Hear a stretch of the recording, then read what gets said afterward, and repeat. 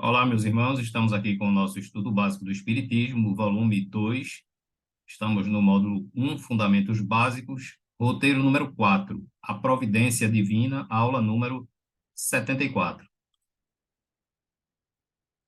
A providência é a solicitude de Deus para com as suas criaturas.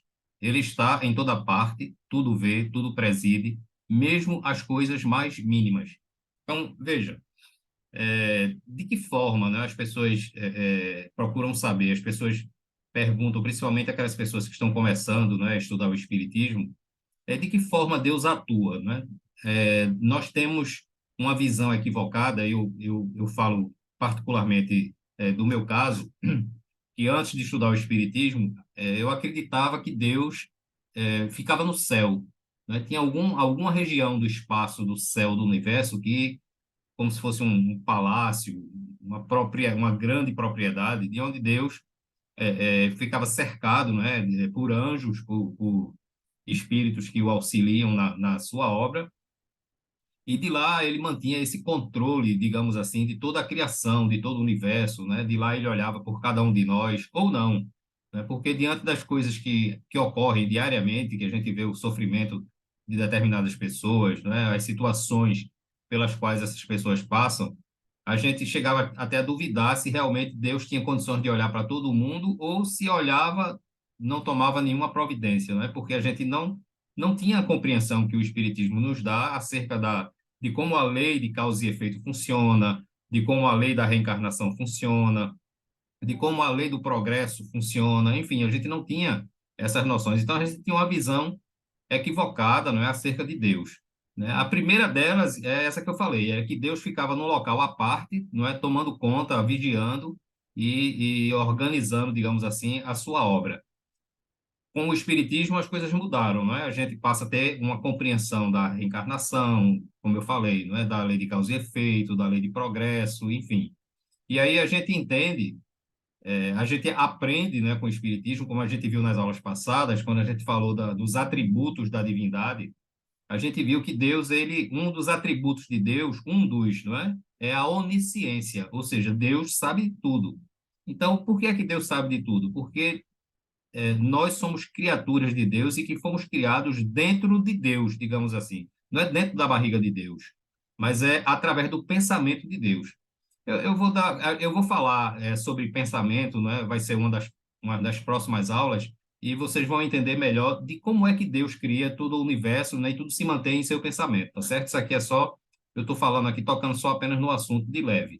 Então, Deus está em toda parte, né? Ele tudo vê, tudo preside. Então, a gente não tem que se preocupar, não é se Deus está observando, se Deus esqueceu da gente. Aliás, se Deus esquecer da gente por um milionésimo de segundo, a gente deixa de existir, porque a gente só existe porque Deus continua pensando em nós, em cada um de nós. Então, é preciso a gente considerar que só uma mente, não poderosa como a de Deus para criar e manter o pensamento ligado em todas essas coisas que ele criou. Não é? A gente não consegue fazer isso, mas nós não somos deuses, não é? Nós somos criaturas. Mas Deus é Deus. Então, entender Deus é muito difícil, é muito complexo, né? Porque a gente não consegue entender como é que uma mente consegue criar e manter todas essas coisas. Então, Deus está pensando em mim constantemente, em vocês, não é? Em todas as criaturas, em todas as coisas, não é? Em tudo aquilo que compõe o universo. Deus continua pensando, porque no momento que Deus parar de pensar naquilo, aquilo deixa de existir. Então, muitas pessoas dizem assim, acho que Deus esqueceu de mim. É impossível Deus esquecer de cada um de nós, né? Porque se Deus esquecer da gente, a gente deixa de existir, porque a gente some do pensamento dele. Né? Então, a gente não se torna mais um ser criado, né? A gente é descriado, digamos assim. Eu acho que essa palavra nem existe, tá certo? Então, assim, é impossível que Deus, por alguns instantes, por uma fração de segundo, ele deixe de pensar na gente. Para entender a sua solicitude a todas as criaturas, não precisa Deus lançar o olhar do alto da imensidade, é aquilo que eu falava, né? Tem muitas pessoas que creem que Deus está no céu, não é? Numa região lá específica, determinando as coisas. As nossas preces não precisam transpor o espaço, nem ser ditas com voz retumbante, ou seja, a gente não precisa falar alto, nem gritar para Deus nos ouvir, não é? Nós estamos em Deus e Deus está em nós. Então a gente não precisa buscar Deus, não é? falar, orar para todo mundo ver, rezar, né? Porque isso não, a prece, a oração é uma coisa íntima. Você se recolhe num ambiente tranquilo, não é? Até no banheiro da sua casa mesmo, se for um local onde você tem uma maior tranquilidade, e você para alguns instantes, alguns segundos, né? Ou no máximo minutos, e aí você tem uma conversa com Deus. Isso é a oração, não é você pedir perdão a Deus pelas coisas que você continua errando e que você sabe que você pode mudar, não é? É você pedir forças a Deus para você se resignar diante das provas que você tem que passar ou pelas quais você está passando, tá certo? Enfim, é uma conversa que você tem de fora íntimo, do pensamento. Não precisa você falar em voz alta, não precisa você fazer nenhum gesto, não precisa você ficar olhando para o céu, né, para as estrelas, procurando Deus. Não precisa nada disso. Deus está em seu interior. Ele sempre vai lhe ouvir, tá certo? A visão monista de Deus implica que ele é a criação, daí a sua onisciência e a causa da sua providência. Então, nós vimos na aula passada, né, que antes as civilizações eram politeístas, né? A maioria delas eram politeístas. Com a vinda do povo judeu, o povo passou a ser, aliás, eram politeístas, né? Com a vida do povo judeu, eles passaram a ser monoteístas, ou seja, os politeístas acreditavam na existência de vários deuses e os monoteístas acreditavam na existência de um Deus único, né? Então, o povo judeu deu essa grande contribuição de nos apresentar a existência de um só Deus, né? E Jesus vem corroborar isso, né, depois de Moisés, da existência de um único Deus, tá? Então, isso é a visão monoteísta. Com o evoluir, não é, com o progresso moral e intelectual do homem, o homem já passa a entender Deus de outra forma. Ou seja, além de ele ser monoteísta, né, de um homem moderno, ele ser monoteísta, ele também é monista. Por quê? Porque ele sabe, e isso os espíritos nos ensinam, que Deus não está fora da criação, como a gente pensa. A criação é o próprio Deus, Deus é a criação. Então, se a criação, tudo é criado no pensamento de Deus, é lógico que nós estamos em Deus, porque estamos dentro do pensamento de Deus, não é? O pensamento de Deus é sinônimo de universo, e o universo é sinônimo de pensamento divino. Então, tudo que existe no universo, inclusive nós, fazemos parte desse pensamento de Deus. Então, é por isso que nós estamos em Deus e Deus está em nós. Então, daí explica por que é que Deus sabe tudo sobre cada um de nós, sobre todas as coisas, e explica como a sua providência nos beneficia, né? Como nós recebemos as benesses divinas, porque nós estamos em Deus. Então, imagine só o momento em que a gente conseguir enxergar que a gente se encontra em Deus. É por isso que, veja, agora entendam por que é que Jesus falava. Eu e o Pai somos um, porque Jesus traz essa consciência, né? Além de ser um espírito puro, né? De já ter uma compreensão de Deus, não é? Jesus já atingiu esse ponto evolutivo de compreender Deus, tá certo? Que também explica essa frase dele, eu e o Pai somos um, mas Jesus se refere a como ele está no pensamento de Deus e já enxergou, já despertou para essa realidade, ele consegue sentir, não é? Vivenciar que ele está em Deus e que Deus que está nele. Então, isso é o que Jesus se refere nessa frase, tá? Aqui eu coloquei um fluxograma, tá certo?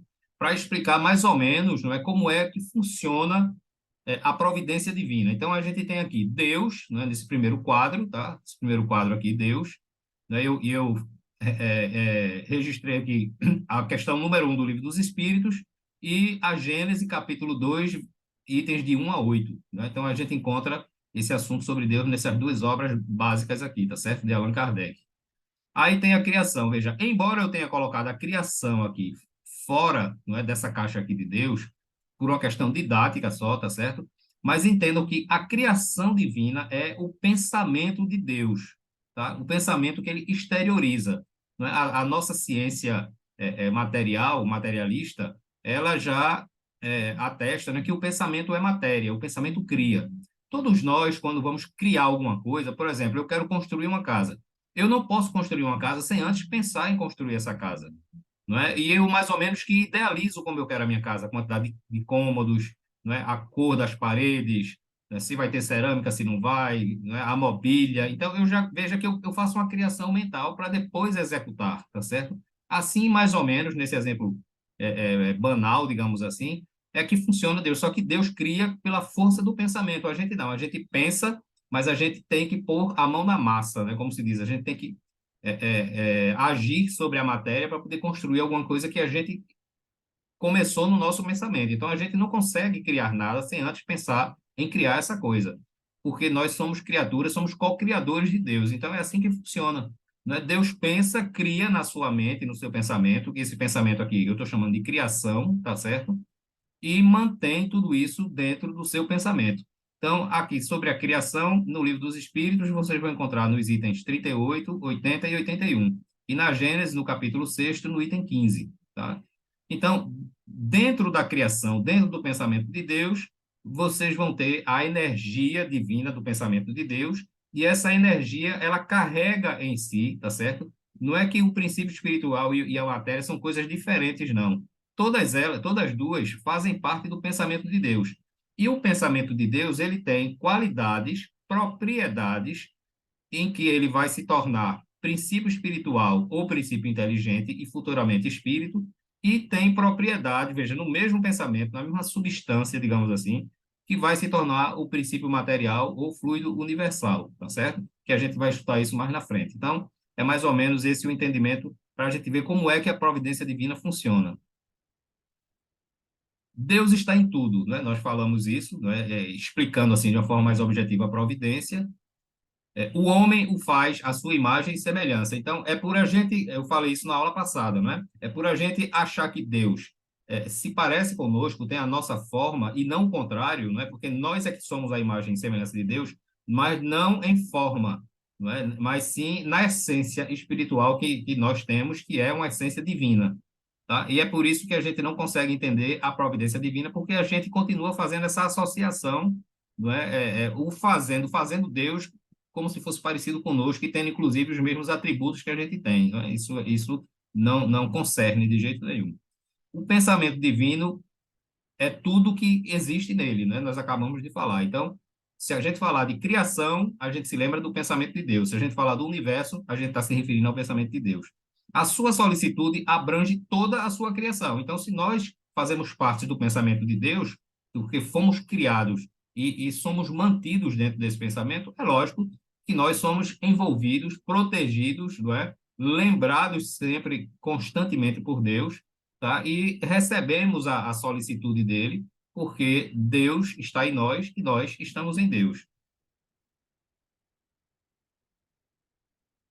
Esse pensamento de Deus, ele engloba, não é? Ou seja, todas as coisas que a gente possa imaginar existentes no universo estão contidos dentro desse pensamento divino, né? E aí Deus estabelece as leis que regem o universo, né? Então, existem leis que são flexíveis, mas que são imutáveis. Essas leis de Deus não mudam. Porque se Deus mudasse alguma lei, o universo era um caos. Né? Então, desde que a gente apareceu aqui na crosta terrestre, né? Estou falando especificamente de nós, que somos seres terrenos, tá certo? Desde que nós aparecemos aqui, desde que a Terra foi criada há mais ou menos 4 bilhões e meio de anos, né? É mais ou menos essa a data, não é, estimada pela ciência da criação da Terra, e lógico que o homem não apareceu logo em seguida, né? Demorou, o homem parece que tem mais ou menos 4.500 a 5.000 anos a presença do homem aqui na Terra, tá certo? Então, todos nós estamos submetidos, não é, ao controle dessa lei. E essa lei, ela engloba todas as coisas, não é? Porque a lei é o próprio pensamento de Deus. Então, engloba todas as coisas.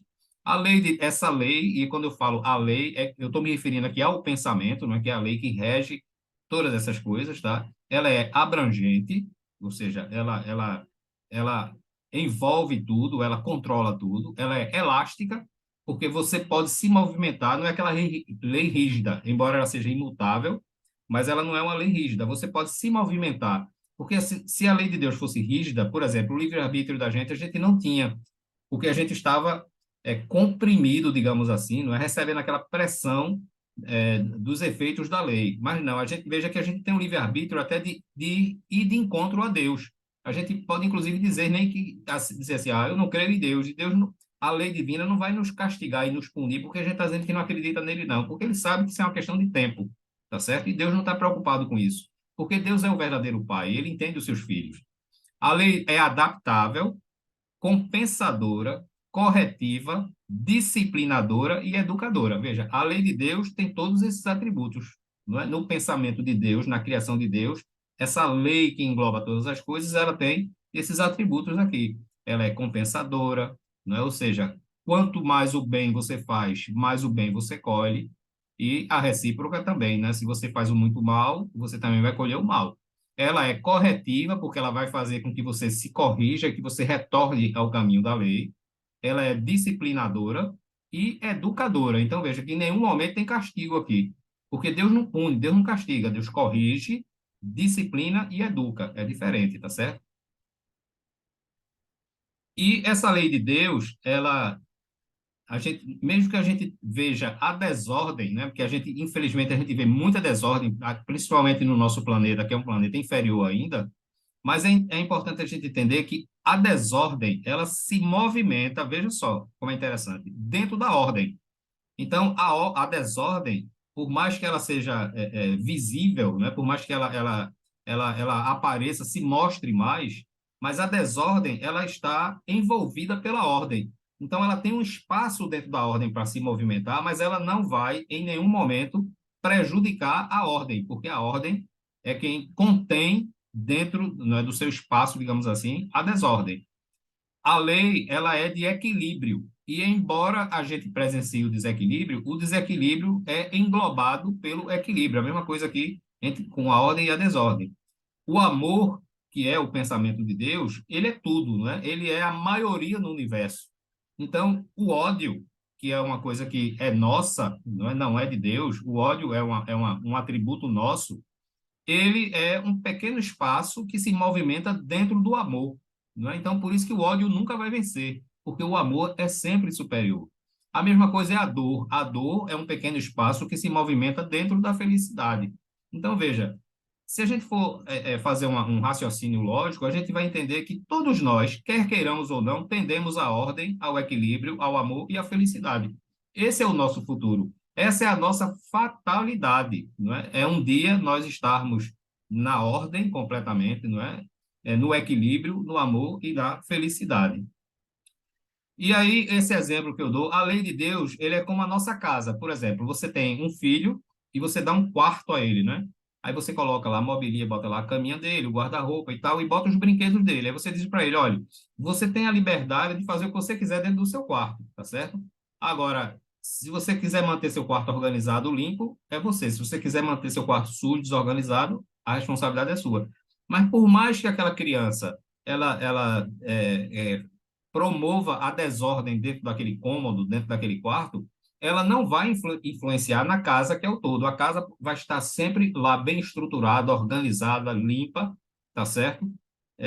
Arrumada, mas o quarto da criança é que está bagunçado. Então, isso é um exemplo que eu estou dando aqui, bem, bem simples, para a gente entender que como é que a gente se movimenta dentro da lei de Deus. Por mais que a gente pense que a gente tem a liberdade que a gente acha que tem para sair pelo universo afora e fazer o que quiser, é porque esse espaço, esse quartinho que Deus nos deu a cada um de nós, dentro da residência maior que é o universo, ele para a gente, ele é infinito, porque ele é grande esse espaço. Mas esse espaço, não é, em linhas gerais, ele é um espaço diminuto, muito pequeno, muito limitado dentro da casa, dentro do universo. Não é? Então, veja, se a gente acha que esse espaço da gente é ilimitado, imagine se a gente tivesse a compreensão do todo, que é o universo, não é?